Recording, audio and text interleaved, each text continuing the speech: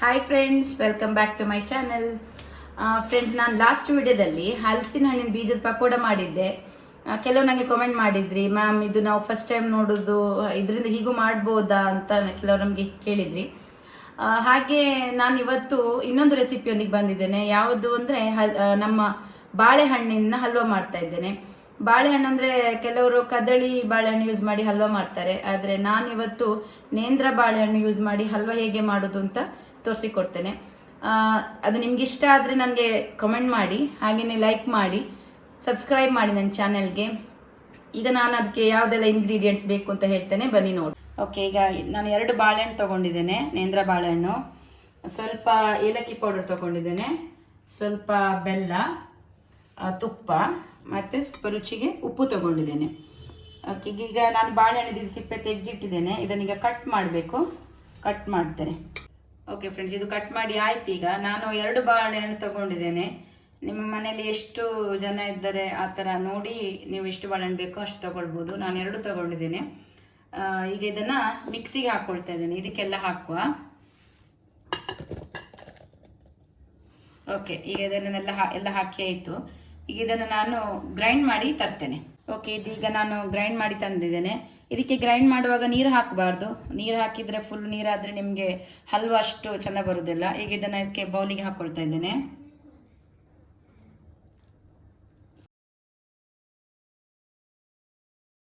ಇದೀಗ ಗ್ರೈಂಡ್ ಆಯಿತು. ಗ್ರೈಂಡ್ ಆಗಿದ್ದನ್ನು ನಾವು ಒಂದು ಬಾಣಲೆಗೆ ಹಾಕಬೇಕು. ಈಗ ನಾನು ಇದಕ್ಕೆ ಬಾಣಲೆಗೆ ತುಪ್ಪ ಹಾಕ್ತೇನೆ. ತುಪ್ಪ ಎಲ್ಲ ಹಾಕಬೇಡಿ, ಯಾಕೆಂದರೆ ನೆಕ್ಸ್ಟ್ ನಮಗೆ ಬಾಳೆಹಣ್ಣು ಹಾಕಿದ ಮೇಲೆ ಕೂಡ ತುಪ್ಪ ಬೇಕು. ತುಪ್ಪ ಈಗ ಇಷ್ಟು ಹಾಕಿದ್ದೇನೆ. ಇದೀಗ ಬಿಸಿ ಆಯಿತು. ಬಿಸಿ ಆದಮೇಲೆ ನಾವು ಈ ಬಾಳೆಹಣ್ಣು ಏನು ಇಲ್ಲಿ ಗ್ರೈಂಡ್ ಮಾಡಿಟ್ಟಿದ್ದೆವು ಇದನ್ನು ಈಗ ಇದಕ್ಕೆ ಹಾಕ್ತೇನೆ.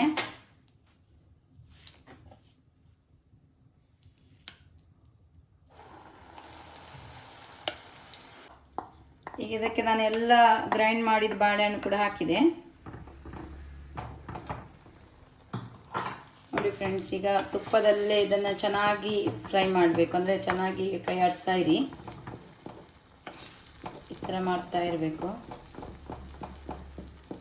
ಇದು ಕೈ ಆಡಿಸ್ತಾನೆ ಇರಬೇಕು, ಹೀಗೆ ನೀವು ಇದನ್ನು ಬಿಡಬಾರ್ದು, ಕೈ ಆಡಿಸ್ತಾನೆ ಇರಿ. ಇದು ಕಲರ್ ಚೇಂಜ್ ಆಗೋವರೆಗೂ ನಾವು ಈ ಥರ ಮಾಡ್ತಾ ಇರಬೇಕು. ಮತ್ತು ಫ್ರೆಂಡ್ಸ್, ಇದು ಬಾಳೆಹಣ್ಣು ಮನೇಲಿ ತಂದಿದ್ದು ಹಾಳಾಗೋದಿದ್ರೆ ನೀವು ಈ ಥರ ಎಲ್ಲ ಮಾಡಿ ಯೂಸ್ ಮಾಡ್ಕೊಳ್ಬೋದು. ತುಂಬ ಟೇಸ್ಟ್ ಆಗಿರ್ತದೆ. ತುಂಬ ಟೇಸ್ಟಿ ಅಂದರೆ ಮಕ್ಕಳು ತುಂಬ ಇಷ್ಟಪಡ್ತಾರೆ. ನನ್ನ ಮಕ್ಕಳಿಗೆ ಇದು ತುಂಬ ಇಷ್ಟ. ನಾನು ಹೆಚ್ಚಾಗಿದ್ದು ಮಾಡ್ತಾನೆ ಇರ್ತೇನೆ ಮನೆಯಲ್ಲಿ. ಆವಾಗ ಬಾಳೆಹಣ್ಣು ತಂದು ಮಿಕ್ಕಿದ್ರೆ ಇದನ್ನು ನಾನು ಮಾಡ್ತಾನೆ ಇರ್ತೇನೆ. ಸೊ ನೀವು ಒಂದ್ಸಲ ಟ್ರೈ ಮಾಡಿ, ಹೇಗೆ ಬಂತು ಅಂತ ಸಹ ಹೇಳಿ ನನಗೆ. ಓಕೆ ಫ್ರೆಂಡ್, ನೋಡಿ ಈಗ ಇಷ್ಟು ಆಯಿತು. ಈ ಥರ ನೀವು ಮಾಡ್ತಾ ಇರಿ. ಅದರ ಮೇಲೆ ಈ ಥರ ಮಾಡಿ ಆಗುವಾಗನೇ ಸ್ವಲ್ಪ ನಾವೇನು ತುಪ್ಪ ಇಟ್ಟಿದ್ದೇವಲ್ಲ ಅದನ್ನು ಮೇಲಿಂದ ಸ್ವಲ್ಪ ಹಾಕ್ತಾನೆ ಇರಿ. ಸ್ವಲ್ಪ ಸ್ವಲ್ಪ ತುಪ್ಪ ಹಾಕ್ತಾನೆ ಇರಿ.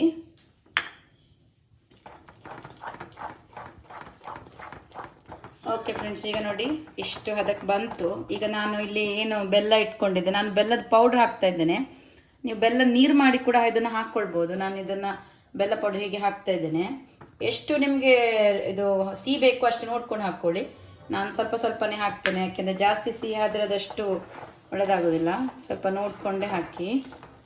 ಇದು ಬೆಲ್ಲದ ಪೌಡರ್ ಹಾಕಿ ಆದಮೇಲೆ ಇನ್ನೂ ಸ್ವಲ್ಪ ಏನು ತುಪ್ಪ ನಮ್ಮದು ಅಲ್ಲಿ ಉಳಿದಿತ್ತಲ್ಲ ಅದನ್ನು ಎಲ್ಲ ಹಾಕ್ಕೊಡಿ. ಓಕೆ ಫ್ರೆಂಡ್ಸ್, ಈಗ ಬೆಲ್ಲ ಹಾಕಿ ಆಯ್ತಲ್ಲ. ಈಗ ಬೆಲ್ಲ ಹಾಕಿ ಆದಮೇಲೆ ನೋಡಿ ಸ್ವಲ್ಪ ಇದು ಕಲರ್ ನೋಡಿ ಸ್ವಲ್ಪ ಚೇಂಜ್ ಆಗ್ತಾ ಬಂದಿದೆ. ಈ ಥರ ಆಗಬೇಕು. ಸೊ ಇಷ್ಟಾದಮೇಲೆ ನಾನು ಸ್ವಲ್ಪ ಸಾಲ್ಟ್, ಅವಾಗೇನೋ ಉಪ್ಪು ತೊಗೊಂಡಿದ್ದೆ ಅದನ್ನು ಸ್ವಲ್ಪ ಹಾಕ್ಕೊಳ್ತಿದ್ದೇನೆ, ಜಾಸ್ತಿ ಹಾಕ್ಕೊಳ್ಬೇಡಿ. ಮತ್ತು ಆವಾಗ ಏಲಕ್ಕಿ ಪೌಡರ್ ಇಟ್ಟಿದ್ದೆ ಅದನ್ನು ಕೂಡ ಹಾಕ್ಕೊಳ್ತಿದ್ದೇನೆ. ಓಕೆ ನೋಡಿ, ಇದೀಗ ಇಷ್ಟ ಆಯಿತು. ಇದಾದಮೇಲೆ ನಾನೀಗ ಇದಕ್ಕೆ ಡ್ರೈ ಫ್ರೂಟ್ಸ್ ಹಾಕ್ಕೊಳ್ತಾ ಇದ್ದೇನೆ. ಡ್ರೈ ಫ್ರೂಟ್ಸ್ ಆಪ್ಷನಲ್, ಬೇಕಾದರೆ ಹಾಕ್ಕೊಳ್ಳಿ. ನಾನು ಆವಾಗ ನಿಮ್ಗೆ ಇಂಗ್ರೀಡಿಯೆಂಟ್ಸ್ ಇದೆ ತೋರಿಸ್ಲಿಲ್ಲ, ಯಾಕೆಂದರೆ ಆಪ್ಷನಲ್ ಅಲ್ಲ ಅದಕ್ಕೆ. ಸೊ ಬೇಕಿದ್ರೆ ಹಾಕ್ಕೊಳ್ಳಿ. ಇದರಲ್ಲಿ ನಾನು ಪಂಪ್ಕಿನ್ ಸೀಡ್ಸು, ಸನ್ಫ್ಲವರ್ ಸೀಡ್ಸು ಮತ್ತು ಬಾದಾಮ್ ಎಲ್ಲ ತೊಗೊಂಡಿದ್ದೇನೆ. ಬೇಕಿದ್ರೆ ಹಾಕ್ಕೊಳ್ಬೋದು. ಇದೆಲ್ಲ ಹಾಕಿ ಆದಮೇಲೆ ಒಂದು ಸಲ ಮಿಕ್ಸ್ ಮಾಡಿ, ಚೆನ್ನಾಗಿ ಮಿಕ್ಸ್ ಮಾಡಿ. ನೋಡಿ ಈ ಥರ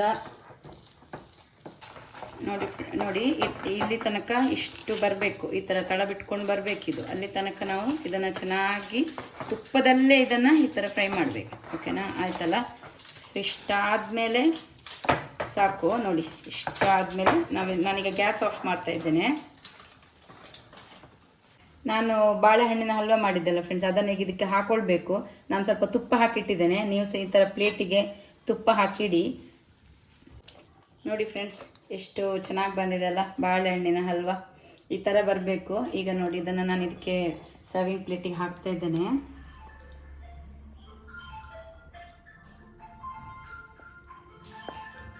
ಓಕೆ, ಇದನ್ನೆಲ್ಲ ಈಗ ನಾನು ಹಾಕಿದ್ದೇನೆ ಪ್ಲೇಟಿಗೆ. ಇದನ್ನು ಚೆನ್ನಾಗಿ ಸ್ಪ್ರೆಡ್ ಮಾಡ್ಕೊಳ್ಬೇಕು.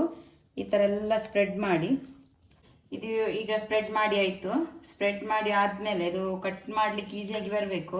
ಇದನ್ನು ನೀವು ಒಂದು ಅರ್ಧ ಗಂಟೆ ಫ್ರಿಜ್ಜಲ್ಲಿ ಇಟ್ಟುಬಿಡಿ, ಅಥವಾ ಹೊರಗೂ ಹೀಗೆ ಇಡ್ಬೋದು, ಪರವಾಗಿಲ್ಲ, ಹೇಗೋ ಮಾಡ್ಬೋದು. ಅಂದರೆ ಈಸಿಯಾಗಿ ನಮಗೆ ಕಟ್ ಮಾಡಲಿಕ್ಕೆ ಸಿಗಬೇಕು ಇದು. ನಾನು ಇದನ್ನು ಈಗ 10 ನಿಮಿಷ, ಒಂದು ಅರ್ಧ ಗಂಟೆ ಹೀಗೆ ಹೊರಗೇನೆ ಬಿಟ್ಟಿರ್ತೇನೆ. ಮತ್ತೆ ಇದನ್ನು ಹೇಗೆ ಕಟ್ ಮಾಡೋದು ಅಂತ ತೋರಿಸ್ತೇನೆ. ಇದೀಗ ಅರ್ಧ ಗಂಟೆ ಆಯಿತು. ಅರ್ಧ ಗಂಟೆ ಆದಮೇಲೆ ನೋಡಿ ಇದನ್ನು ಈಗ ನಾನು ಕಟ್ ಮಾಡ್ತೇನೆ. ಕಟ್ ಮಾಡೋದು ಕೂಡ ಹೇಗೆ ಅಂತ ತೋರಿಸ್ತೇನೆ. ನೋಡಿ ಈ ಥರ ಮೆಲ್ಲನೆ ಕಟ್ ಮಾಡ್ಕೊಳ್ಬೇಕು.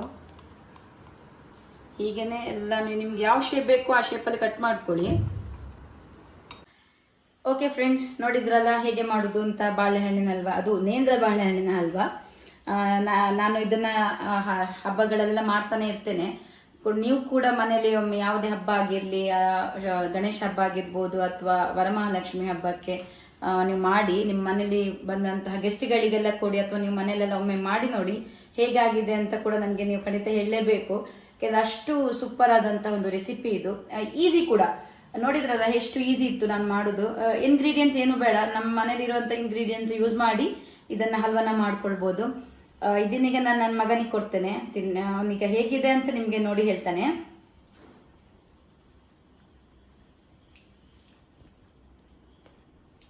ಟೇಸ್ಟಿ ಆಗಿದಮ್ಮ. ನೋಡಿದ್ರಲ್ಲ ಫ್ರೆಂಡ್, ನನ್ನ ಮಗ ತಿಂದಾಯ್ತು. ಈಗ ನಾನು ತಿನ್ನೋ ಸಮಯ.